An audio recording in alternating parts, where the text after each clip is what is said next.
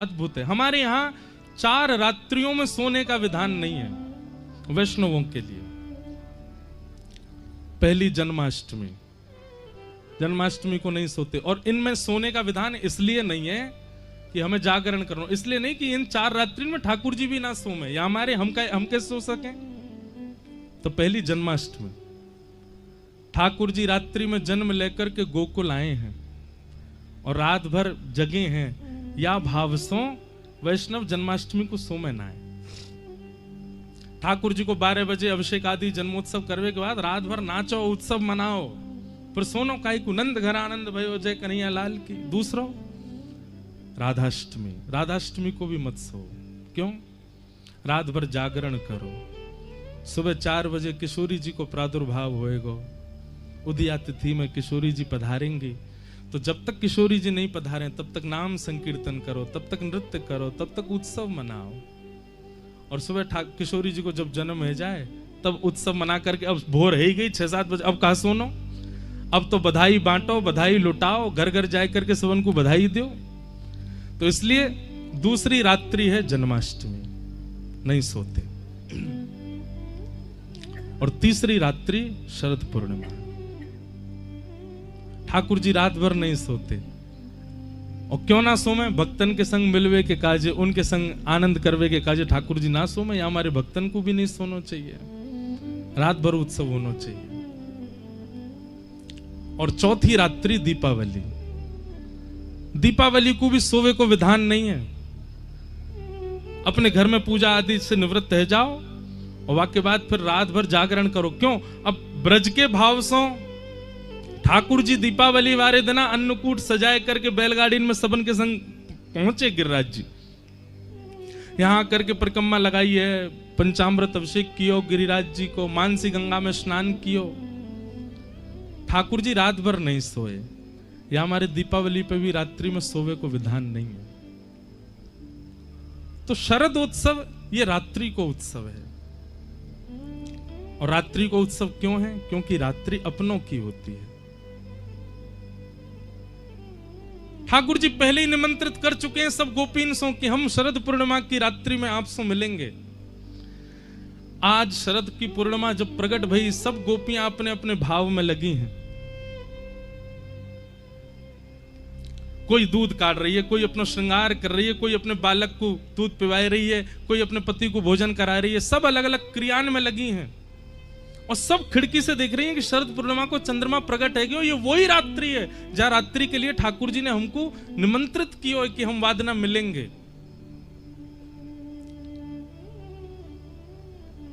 लेकिन कोई भी गोपी जा नहीं रही है। क्यों? सब गोपीन के मन में एक भावना है रही है कि एक बार और कन्हैया बस ये प्रकट कर दें कि वो चाहे कि हम आ जाएं तो हम जाएंगे। ठाकुर जी रास बिहार की भूमि में पहुंचे, जैसे देखो कि अभी तक कोई भी गोपी नहीं आई है, सब गोपीन को बुलावे के भाव से ठाकुर जी ने वेणु नाद कियो, वेणु रव कियो।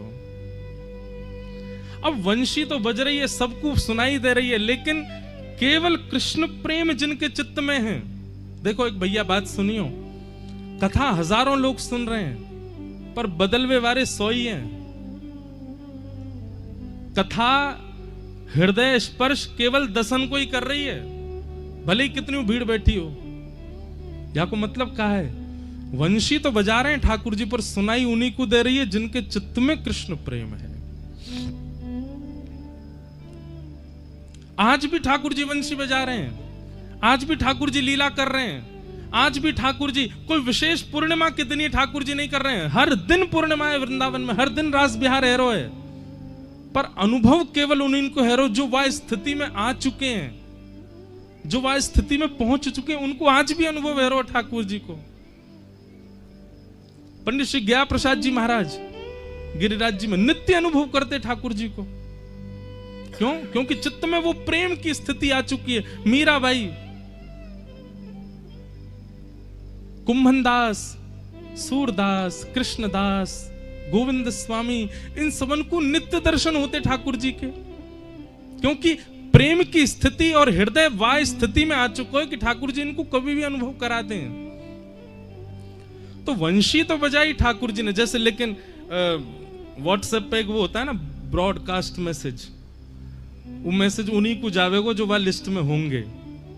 ऐसे ठाकुर जी ने वंशी बजाई, लेकिन उन्हीं तक ही पहुंची जो जो कृष्ण प्रेम में उन्मुक्त हैं, सब तक नहीं पहुंची। और केवल धुन नहीं, बाकायदा कानन में नाम जा रहे हैं गोपीन के, अरे चंपकलता कन्हैया तेरा इंतजार कर रहे हैं, जल्दी चल।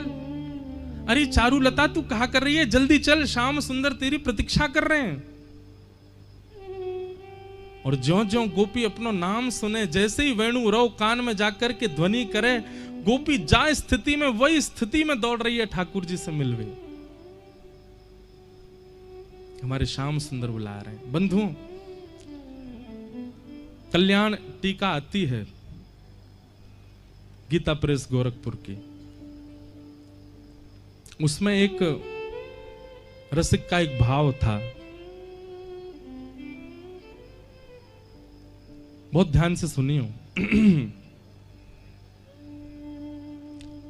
भगवान श्री राम जब रावण को मार करके वापस अयोध्या आने लगे, तो हनुमान जी ने चरणों में निवेदन किया कि नाथ, दंडकारन वन के संत आपकी प्रतीक्षा कर रहे हैं, आप दर्शन देवे चलो। राम जी बोले हम पे समय नहीं है हनुमान जी, हमको कैसे भी करके अयोध्या पहुंचना है, नहीं तो भरत लाल जी 14 वर्ष की प्रतीक्षा उनकी पूर्ण हो जाएगी, वो हमको जीवित नहीं मिलेंगे यदि हम जल्दी से जल्दी नहीं पहुंचे तो। हनुमान जी बोले वहां तो एक भरत है, पर यहां तो लाखों भरत हैं, इनको कहा होएगा। बहुत ध्यान से सुनियो भैया। राम जी बोले आप बताओ, बोले कि आप आज्ञा करो, जैसी आज्ञा करेंगे वो मैं संदेश पहुंचा दूंगा। राम जी बोले आप एक काम करो, सब जो संत हैं उन सबन से बोल दो, अभी मैं इतनी शीघ्रता में हूं कि अगर मैं गयो भी तो केवल विमान से दर्शन दे सकूं, उनसे मिल नहीं पाऊंगा। आप सब संतन से मेरी हाथ जोड़ के प्रार्थना कर दो, वे प्रतीक्षा करें और चिंतन करें और मेरो निर्ध्यासन करें। अगले युग में मैं श्री कृष्ण के रूप में पधारूंगा, और वही समय ये जितने भी संत मेरे दर्शन से वंचित रह गए, ये सब संत ही ब्रज की गोपी बन करके आएंगे। अभी तो केवल मेरे दर्शन को सुख ले पाएंगे, लेकिन द्वापर में जब मैं कृष्ण बन के आऊंगा, तो जैसे प्रियतमा अपने प्रियतम के संग रहे, अंग संग करे, अपने प्रियतम के संग ही नाचे, वही के संग बैठे, वही सो बात करे, वाकु वही भाव सो देखे, वैसा अनुभव इन सबन को है पाएगो। तो आप मेरी तरफ से जाके इन सबन से प्रार्थना कर दो कि ये सब और चिंतन प्रगाढ़ करें और प्रतीक्षा करें। मैं द्वापर में निश्चित स्वीकार करूंगा। बंधुओं, हनुमान जी ने जाकर के सब संतन से हाथ जोड़ के कही आप सबको एक युग प्रतीक्षा करनी है, अगले युग में ठाकुर जी श्री कृष्ण बन करके आएंगे और उन्हीं की कृपा से आप सब ब्रज की गोपी बन के आओगे। और ठाकुर जी के जन्म हेतु ही उनको देखते ही आप सबके चित्त में सहजा प्रेम प्रकट हो जाएगा।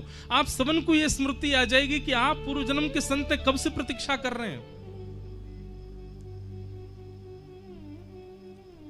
संत जन बोले हनुमंत लाल जी, द्वापर में आप आओगे,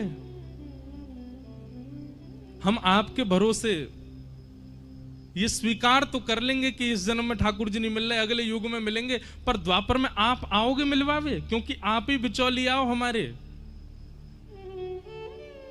हनुमान जी महाराज बोले लीला क्रम में तो मैं नहीं हूं, पर ठाकुर जी से प्रार्थना करूंगा कछु भाव बन पाए हो तो संत जन बोले हम काय बात पे विश्वास करें, फिर आपकी कैसे विश्वास करें कि ठाकुर जी अगले युग में मिलेंगे।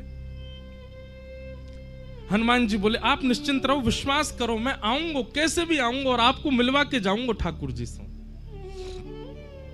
ये बात है गई, हनुमान जी चले गए। अब यहां राम जी जब लौट करके अयोध्या आ गए, राज्य अभिषेक है गए और राज्य पदवी पर विराजमान है गए। राम जी ने सबको उपहार दिए, पर हनुमान जी के योग्य कोई उपहार नहीं था। तब राम जी ने भरत जी से पूछी, बोले कि सुनो, हनुमान जी ने हमारी इतनी सहायता करी, इनके योग्य कोई वस्तु मिल ही नहीं रही देने को, क्या करें। भरत जी महाराज बोले भगवान मैं जब जब संशय में गया ना तब तब आपकी पादुकाओं ने मुझको उत्तर दिया, मैं प्रार्थना करके आपको बताऊं। और श्री भरतलाल जी ने प्रार्थना करके श्री राम जी से जाकर के कही, भ्राता श्री हमारी बात सुनो, आपने श्री हनुमंत लाल जी से आज्ञा करी कि जितने दंडकारण्य वन के संत बच गए दर्शन से वे सब प्रतीक्षा करें, अगले युग में आप कृष्ण बनकर के आएंगे, वे सब गोपी बनकर के आएंगे और आप उनके संग रास विहार करेंगे। राम जी बोले हाँ मैंने कही तो है। बोले हनुमान जी ने जब ये बात जाकर के संतन के मध्य रखी तो संतन ने उनसे प्रार्थना करी कि आप कृष्ण लीला में आएंगे। तो हनुमान जी संकोच में आ गए। तो हे नाथ आप सो प्रार्थना है, आप जब श्री कृष्ण रूप धारण करेंगे तो इन ब्रज गोपीन को अपने चरणाश्रित करने के लिए जो माध्यम आप चुनेंगे वो माध्यम श्री हनुमान जी ही होंगे और वे हनुमान जी ही आपके साथ पूरी लीला को विस्तारित करेंगे। भगवान श्री राम जी बोले जो आज्ञा, जैसी आज्ञा। और जब ठाकुर जी कृष्ण स्वरूप में प्रकट भये तो भगवान की जो वंशी है वाकु महादेव को स्वरूप मानो जाए, कई बार ऐसे भाव कहे जाएं कि वे महादेव ही हैं और महादेव के ही रुद्र रूपों में एक श्री हनुमान जी हैं। तो श्री हनुमान जी गोपनीय रूप से भगवान श्री कृष्ण की वंशी बनकर के ठाकुर जी के संग विचरण कर रहे हैं। और जैसे ही महाराज को समय आयो, शरद पूर्णिमा प्रकट भई, ठाकुर जी ने जैसे ही अधर पर वंशी धारण करी, कोमल छिद्रन से वाक्य कोमल उंगली से छिद्रन को आच्छादित करके जैसे ही प्राण पिरोए हैं वंशी में। आज वंशी बज तो रही है धुन में, लेकिन आज साक्षात श्री हनुमान जी महाराज शब्द बन करके जा रहे हैं और जाकर के एक एक गोपी के हृदय को चेतित कर रहे हैं। अरे देखो मैं आ गया हूं, तुम दंडकारण्य वन के संत हो, तब से प्रतीक्षा कर रहे हो, देखो वही श्री राम कृष्ण रूप धारण करके आए हैं और आपको पुकार रहे हैं, आप तुरंत चलो उनके पास, मिलवे को समय आ गया है, बड़े दिना से आपकी प्रतीक्षा आई, आज वो प्रतीक्षा पूर्ण भई है। जैसे श्री हनुमान जी महाराज वेणु के रव से गोपीन के कान में जा जा करके संदेश दे रहे हैं, तो गोपियां विचार भी नहीं कर रही हैं कि हम जिस कार्य में हैं उस कार्य को पूर्ण तो करें। अरे प्रतीक्षा इतनी लंबी है, एक युग से प्रतीक्षा कर रही हैं। हनुमान जी ने जाकर के जब वह स्वर कानन में कहे हैं तो सब गोपीन ने विचार किया कि अब व्यवस्थित है करके जावे की बात नहीं होनी चाहिए कि कोई कार्य संभाल करके तब दौड़े, जैसी अवस्था में वैसी दौड़ो। एक भाव से ठाकुर जी की जो वंशी है वो श्री हनुमान जी है।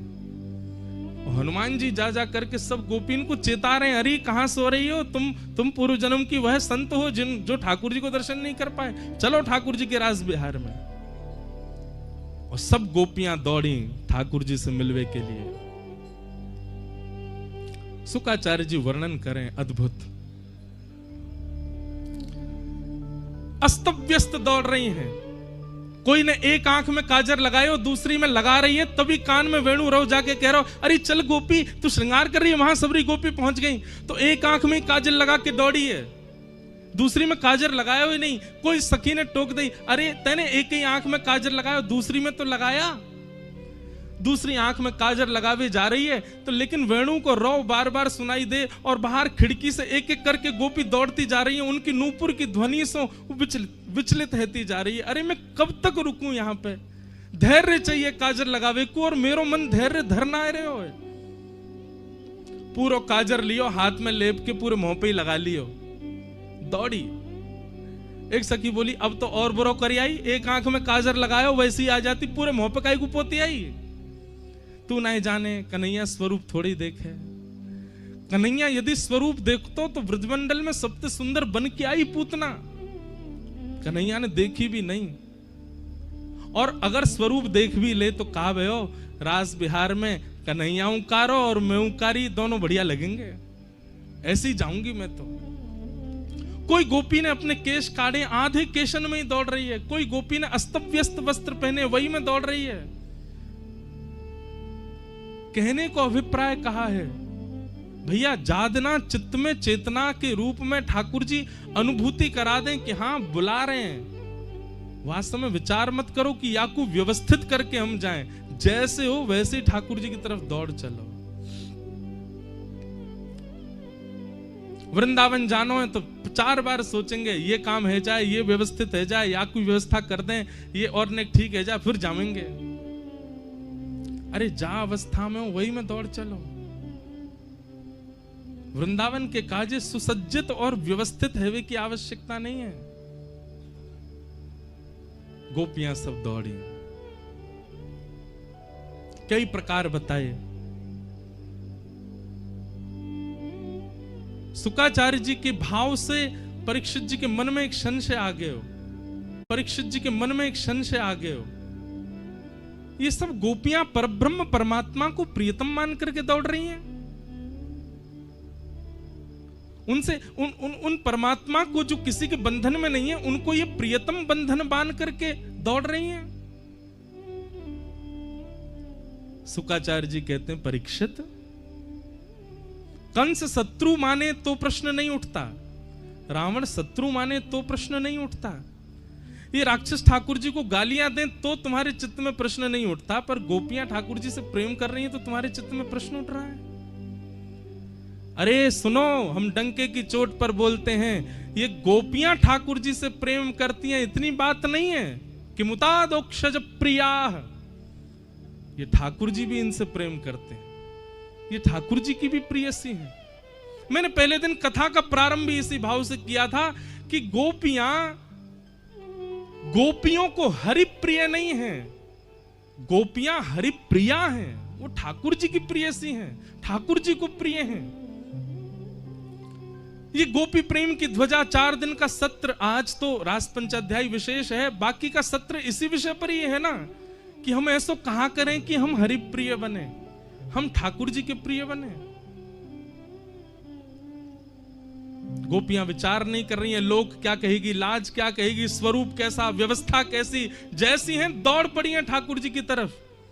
यह एक गुण है वैष्णव का जो ठाकुर जी को प्रिय है। वो विचार नहीं कर रहा है अपने रूप स्वरूप और व्यवस्थाओं के लिए, बस आ रहा है मेरे पास।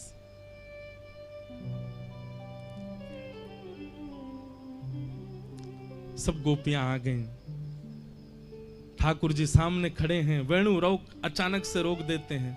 स्वागतम वो महाभाग प्रियम किम करवा